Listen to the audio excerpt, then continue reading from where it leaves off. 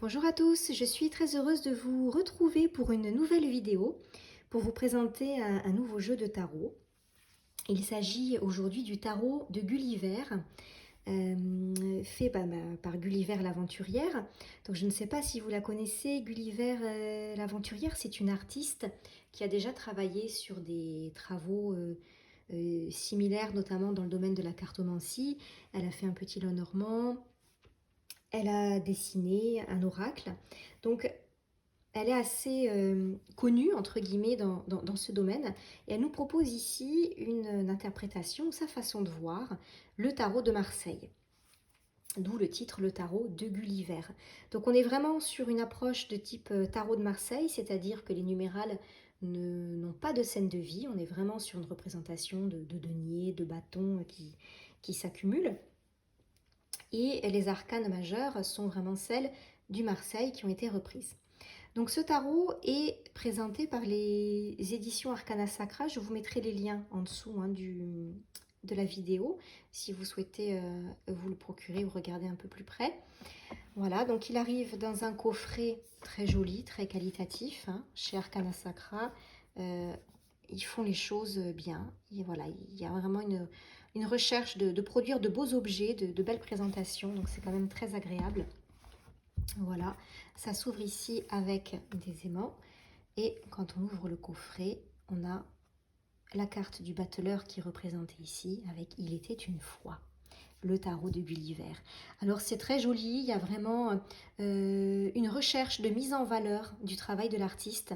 C'est très agréable pour nous déjà parce qu'on a un bel objet entre les mains, mais je trouve que c'est aussi bien de le mettre en valeur comme ça, d'essayer de, de, de représenter le mieux possible le travail qu'a fourni l'artiste hein, pour nous proposer ce jeu. Donc on a avec ici un petit ruban pour récupérer le livret, qui est un livre, d'ailleurs on va le regarder après. On retrouve ici les cartes, voilà, dans leur petit coffret. Et au fond de la boîte, on a ici la carte du diable qui est représentée. Voilà. Si on regarde ici, vous voyez le travail magnifique. Alors j'espère qu'on voit bien parce que la météo n'est pas très clémente aujourd'hui. Je voudrais pas que les couleurs ne passent pas, ça mette pas assez en valeur le travail qui a été fait ici. Voilà pour le coffret. Alors on va passer au livre qui est proposé ici. Donc on a quelque chose pareil hein, qui a sorti, qui est très joli. Voilà, toutes les pages sont noires. On a une présentation de Gulliver l'aventurière, le sommaire et ensuite une préface hein, où l'auteur nous dit comment est-ce qu'elle a travaillé et comment est-ce qu'elle a choisi d'interpréter les cartes, de les représenter dans son tarot. Donc au niveau de la présentation, on a la carte qui est représentée en pleine page et avec à côté un descriptif de la carte. Alors vous voyez, c'est efficace. On a quelques mots-clés. Il était une fois, on est sur le descriptif de la lame et une citation. Ça va droit au but. Hein. Gulliver explique qu'elle a choisi les interprétations qui pour elle faisaient sens au moment où elle a réalisé son jeu. Donc on n'a pas une surcharge d'informations et on a quelque chose qui a un sens hein, dans l'ensemble de son interprétation, un cheminement complet hein, en fonction de ce qui est important pour l'auteur. Donc ce qui est intéressant aussi, c'est sur cette partie, il était une fois.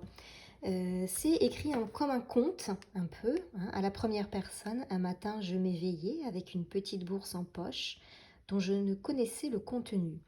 Donc quand c'est écrit comme ça à la première personne, tout de suite, ça nous implique, on devient acteur, hein, on est plongé véritablement dans la thématique de la carte, on n'est pas spectateur de ce qui se passe, et c'est très intéressant, notamment si vous voulez utiliser ce tarot pour faire un travail de l'ombre, hein, du shadow work comme on dit, parce que tout de suite, elle prend corps, il y a naissance, hein, il y a quelque chose qui se réveille et qui vient résonner en nous, ou pas, bon, après si on veut changer les interprétations, libre à vous. Mais ce type de présentation, je trouve, est très très adapté. Et en plus, les mots choisis, c'est très agréable à lire, hein, c'est poétique hein, presque par moment. Donc vraiment, c'est vraiment un très très beau support qui est présentée là par l'auteur avec un véritable travail de recherche. Les citations, ce ne sont pas forcément les citations qu'on a l'habitude d'entendre partout. Enfin, c'est vraiment très intéressant, très agréable comme support de travail. Donc on va retrouver ça pour toutes les arcanes, y compris les mineurs, sachant que les mineurs, elles, sont représentées dans le livre de façon numérologique, c'est-à-dire qu'on a tous les as, puis tous les 2, puis tous les 3, etc. Ainsi jusqu'au roi. Et ensuite, on a à la fin des propositions de tirage. Voilà. Alors là aussi, c'est très sympa, le tirage du caillou dans la chaussure. Alors là aussi, qu'est-ce qui me gêne? Qu'est-ce qui me gêne pour avancer? Qu'est-ce qui me dérange? Très très sympa, et l'image est très intéressante, je trouve, très facile à s'approprier. Le tirage de la croisée des chemins, hein, je vais par ici ou par là. Et le tirage au point du feu, ça aussi très sympa, avec la notion de flamme, hein, qui monte entre comme le moment où elle naît, ce qui la vive, hein, ce qui lui permet de prendre corps, et le moment où elle se consume, elle s'autoconsume. Donc on a vraiment un travail très intéressant qui est proposé par Gulliver au niveau de l'interprétation de son tarot. Donc on va regarder maintenant les arcanes. Alors, je vais voir si je peux, voilà, faire un zoom sans perdre en qualité. Donc le jeu est présenté dans cette boîte, hein, de très bonne facture aussi, toujours très jolie. Hein, voilà, avec l'intérieur, le tarot de Gulliver 2013-2020.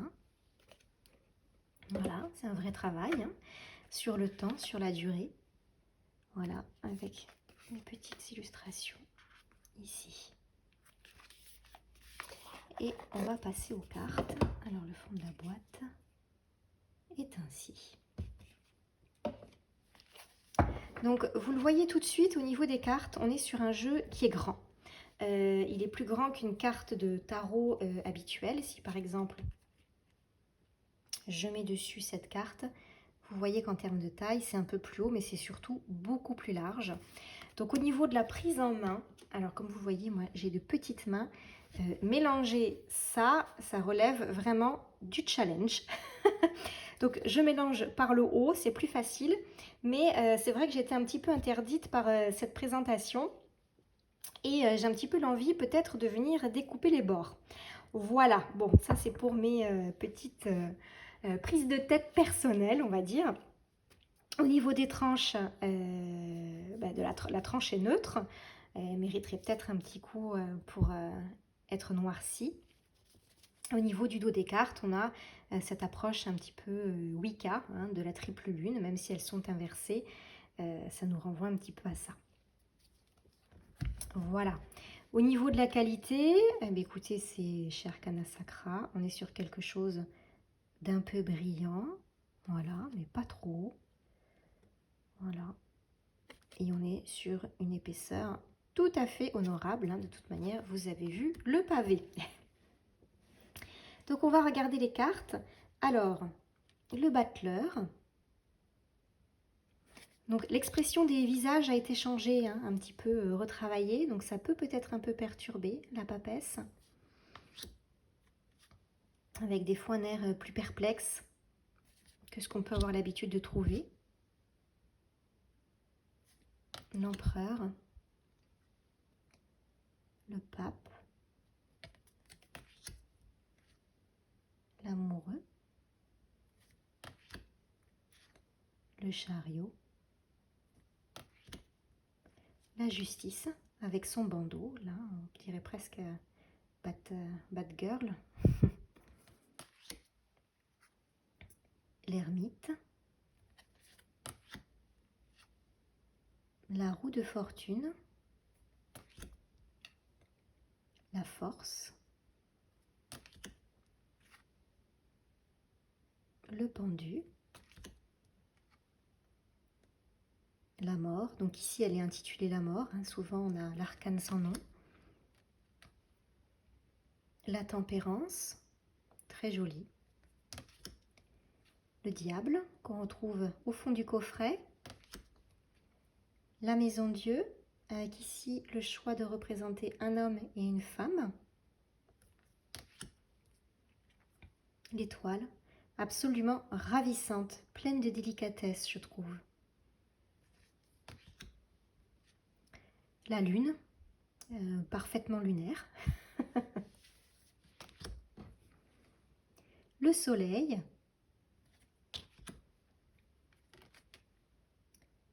Et le jugement. On retrouve le monde, bien évidemment. Très jolie carte aussi. Et on finit avec le mat. Ici, elle l'a intitulé en carte 22. D'habitude, dans le Marseille, on n'a pas de numéro. Ici, le choix a été fait de le mettre en 22. Et on va donc passer au mineur. Donc, voilà pour les deniers. Le 2 de denier. Le 3. Alors voilà, c'est un travail très fin, hein, très délicat, qui est proposé ici par Gulliver. Hein. Bah, c'est sa touche créatrice, sa façon de représenter, de dessiner, qui est vraiment très agréable, à mon sens en tout cas. Alors au niveau des interprétations des mineurs qu'elle propose dans son livre, certaines fois, pour moi, c'est proche de ce qu'on peut trouver dans le tarot de Marseille habituellement, notamment sur les interprétations qui suivent la numérologie. Et alors d'autres fois, on est vraiment très proche des interprétations du Rider-Waite. Donc ça m'a un petit peu prise de court au début. Mais en fait, finalement, c'est intéressant. Ça peut proposer un pont de lecture entre les deux jeux. Alors pour les personnes qui utilisent le Rider et qui voudraient travailler avec ce tarot, mais qui peuvent être rebutées par les lames des mineurs, hein, qui n'ont pas de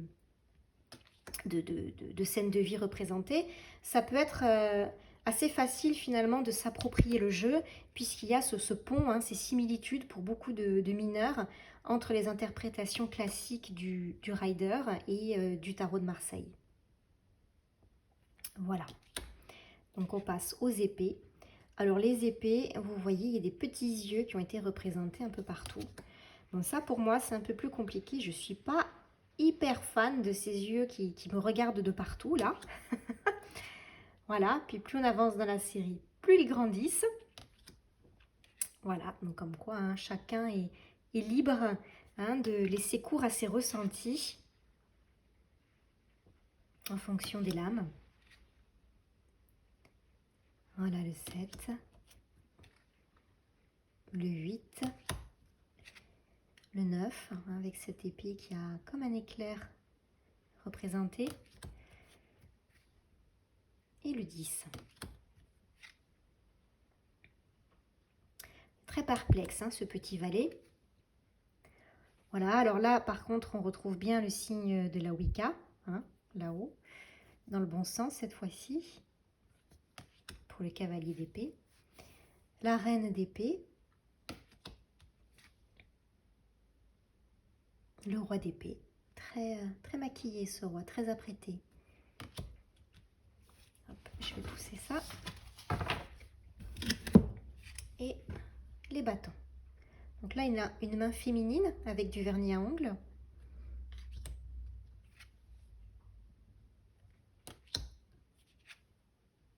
Voilà, donc on a vraiment ce travail tout en délicatesse.